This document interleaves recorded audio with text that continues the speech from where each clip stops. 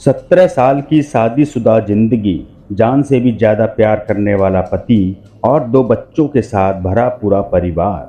हरियाणा के रोहतक की रहने वाली मनीषा की जिंदगी में सब कुछ था। पति टीचर की नौकरी करते थे और समाज में परिवार का एक अच्छा खासा रुतबा था। रुपयों पैसों की भी कोई कमी नहीं थी। फिर आखिर ऐसा क्या हुआ कि मनीषा अपने ही पति के खून की प्यासी हो गई। अपने पति की मौत देने का उसने जो तरीका चुना, उसे जानकर शायद आपके पैरों तले से जमीन खिसक जाए।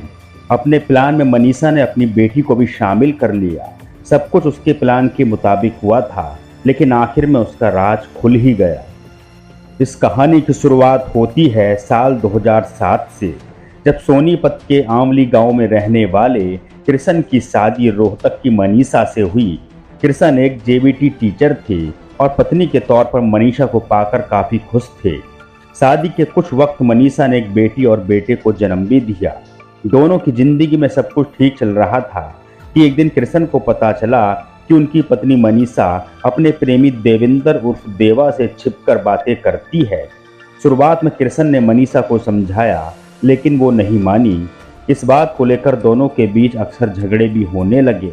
आस पड़ोस में बातें ना बने, इसलिए कृष्ण अपने परिवार के साथ करनाल में आकर रहने लगे। हालांकि यहाँ आकर भी मनीषा ने अपने प्रेमी से बातें करना बंद नहीं किया।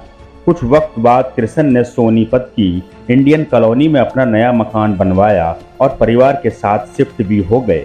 मनीषा अब भी अपने प्रेमी से बातें करती थी। अक्सर कृष्ण जब स्कूल जाते थे तो मनीषा अपने प्रेमी देवा को घर पर ही बुला लेती थी। कभी कभी वो खुद भी उसके घर चली जाती थी।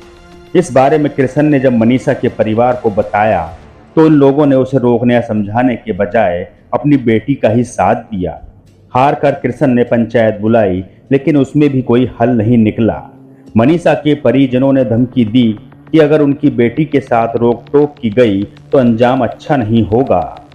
परिवार का साथ पाकर मनीषा का डर खुल गया। अब वो कृष्ण के सामने ही अपने प्रेमी देवा से वीडियो कॉल पर बातें करने लगी थी। यही नहीं, उसने अपनी नाबालिग बेटी के साथ भी देवा की बातें करनी शुरू कर दी। कृष्ण ये सब कुछ देखने के बावजूद मजबूर थे। जब कभी वो कुछ कहते तो मनीषा का प्रेमी उन्हें जान से मारने की धमकी देता। परेशान होकर 22 अप्रैल को कृष्ण ने पुलिस में शिकायत दर्ज कराई और उसी दिन मनीषा अपने प्रेमी के साथ चली गई। जब 2 दिन तक मनीषा नहीं लौटी तो कृष्ण ने उसकी गुमशुदगी की रिपोर्ट दर्ज कराई।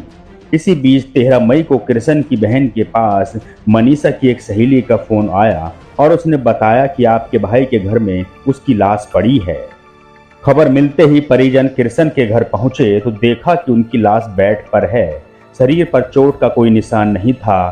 शुरुआत में लगा कि शायद हार्ट अटैक या किसी और सामान्य वजह से कृष्ण की जान गई है, लेकिन कृष्ण के भाई चांद सिंह को शक था कि यह हत्या का मामला है। अगले दिन उन्होंने पुलिस के पास शिकायत दर्ज कराई और कृष्ण की पत्नी मनीषा पर हत्या का शक जताया। मामला बेहद पेचीदा था। मौके से ऐसा कोई सबूत या सुराग नहीं मिला जिसके आधार पर मनीषा को गिरफ्तार किया जाए। आखिर में केस की तफ्तीश एंटी गैंगस्टर यूनिट को सौंपी गई और इस यूनिट ने शक के आधार पर मनीषा को हिरासत में लिया। मनीषा से पूछताछ में मामले का खुलासा हो गया। खुलासे के साथ ही एक बेहद खौफनाक कहानी सामने आई। दरअसल कृष्ण की हत्या से करीब 15-20 दिन पहले किसी वजह से मनीषा ने नींद की गोलियां खा ली थी। उसे तुरंत पास के एक हॉस्पिटल में भर्ती कराया गया। यहाँ हॉस्पिटल के मालिक और MBBS डॉक्टर मोहित से मनीषा और उसके प्रेमी ने जान पहचान बढ़ाई। दोनों ने उसे लालच दिया और भरोसे में लेकर पूछा कि किसी को मारने का वो कौन सा तरीका है जिससे मौत की वजह पोस्टमार्टम में रिपोर्ट में ना आए। डॉक्टर ने मोहित को बताया कि अगर एनेस्थीसिया की ओवरडोज का इंजेक्शन दिया जाए तो नहीं पकड़े जाएंगे। इसके साथ ही उसने इन दोनों को एनेस्थीसिया का इंजेक्शन भी मुहैया करा दिया। अब मनीषा और देवा ने एक प्लान तैयार किया। ये प्लान था कृष्ण को रास्ते से हटाने का। अपने इस प्लान में मनीषा ने अपनी नाबालिग बेटी को भी शामिल कर लिया। 12 मई की रात को जब गहरी नींद में कृष्ण सोए थे तो एनेस्थीसिया का इंजेक्शन लेकर मनीषा का प्रेमी देवा उनके घर पहुंचा। वहां पहुंचने पर कृष्ण की नाबालिग बेटी ने चुपके से बाहर का दरवाजा खोल दिया।